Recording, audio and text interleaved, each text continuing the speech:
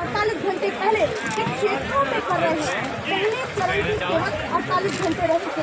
क्या आगाज करना चाहते हैं और क्या ऐलान करके जो लोग देख रहे हैं उनसे कहना चाहते हैं? देखिए, तो कल खेड़े की धरती से आपने देखी है, खेड़े की जो पंचायत थी सरगना मेरठ की, आगाज क्या रहेगा वो मीडिया देख रहा है, वो देश देख रहा है। आज मौलाना में आपने देखी, देखिए देश आज़ाद हुआ। आज़ादी के बाद मोदी हकबंदी कानून आया, जमीनें छीन ली गई, प्रीवी पर्स आपने छीन लिया, शिक्षा में रिजर्वेशन लाकर 100% नंबर लाने वाले को रेगुलर एडमिशन से वंचित कर दिया।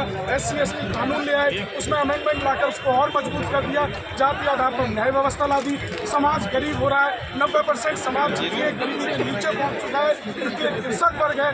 उसके बाद भी सरकारी योजनाओं में ये शामिल नहीं है। आयुष्मान कार्ड की इंतजार कर रहे थे, नई योजना लागू होगी, हम भी शामिल होंगे, हमारे गरीब लोग शामिल होंगे। उसमें आपने 6 लोगों की यूनिट की कंडीशन लगा दी, उससे भी हम बाहर कर दिए। अब ये बचा था कि प्रतिनिधित्व के आधार पर हमारे कुछ लोग संसद में और विधानसभा में जिंदा रहेंगे, लेकिन नई संसद बनी है तो आपने वो टिकट भी काट दिए। इसका मतलब ये साबित कर दिया भारतीय जनता पार्टी ने कि अब इस समाज को बिल्कुल समाप्त कर देना है, इसके अस्तित्व को समाप्त कर देना है, और ये निश्चित रूप से दिख रहा है। हमने उस स्वीकार भी कर लिया, हम उसके बाद भी इसका वोटर बने रहे। बात हद पर यहाँ आ गई कि भाजपा के सांसद जब सीधे तौर पर हमें गाली देने लगे, हमारे महापुरुष को गाली देने लगे, हमारे इतिहास को गाली देने लगे, और ये मिशन कैराना आज मिशन उत्तर प्रदेश बन गया है, ये मिशन हिंदुस्तान बनने जा रहा है। 1 साल से मांग कर रहे थे, वो पूरा जो भीषण जाति द्वेष संघर्ष पैदा किया प्रदीप चौधरी सांसद कैराना ने, उनके पुत्र ने, जब प्रशासन ने उस यात्रा को रोक दिया और ये रात को कह दिया गया कि धरती पलट हो सकती है, सूर्य पश्चिम से निकल सकता है, ये जिलाधिकारी सहारनपुर कह रहे थे, लेकिन विवादित यात्रा एक कदम नहीं बढ़ेगी। उसके बाद भी सांसद प्रदीप चौधरी के पुत्र अगुवाई करते हैं, वो लखनऊ से बैठकर सांसद उसका नेतृत्व देते हैं, विधायक सरदना वहाँ पहुँचते हैं, ये चुनौती दी जाती है, तब हमारा समाज इस बात को देख रहा होता है। हमने कहा टिकट बदलिए, टिकट काटिए, टिकट हम नहीं मांग रहे, उसी समाज को दीजिए,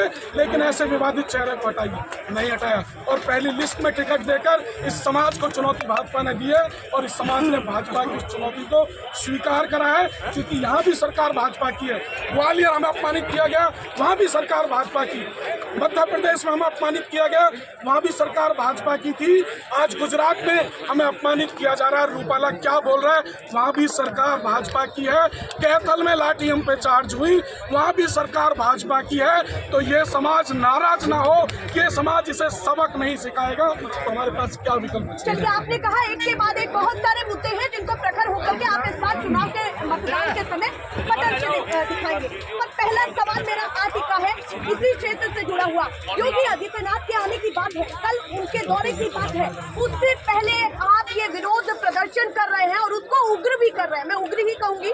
आप जो कहना चाहें, आप कैसे देखा जाए? योगी जी यहाँ पर आ रहे हैं, और योगी जी जब भी इस क्षेत्र में आते हैं तो वो कहते हैं कि भैया मैं यहाँ से नहीं जीता तो कहाँ से जीतूंगा।